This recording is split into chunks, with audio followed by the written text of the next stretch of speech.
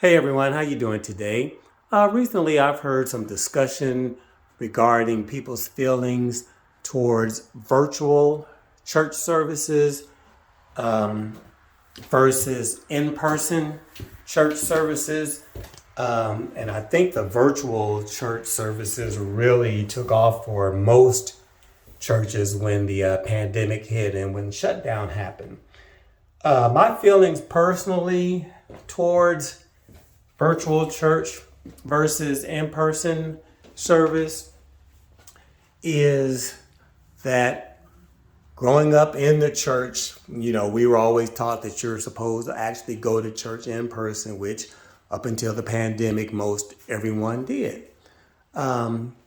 But also for me personally, the way the pandemic fell in relation to taking care of mom during hospice and all of that, actually for me, those two events actually grew my faith, my personal one-on-one relationship with God, mainly because, especially for the virtual services, it was basically just me, the computer, and God, and the message that was coming across on Facebook or whatever service was showing the church service at that time.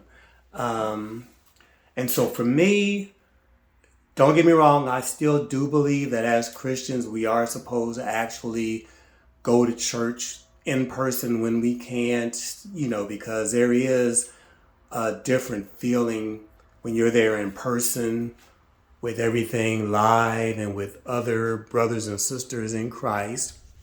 But also, I do like having the option of virtual church because there was a time that I felt that as a Christian, you were supposed to go to church every single Sunday, no excuse.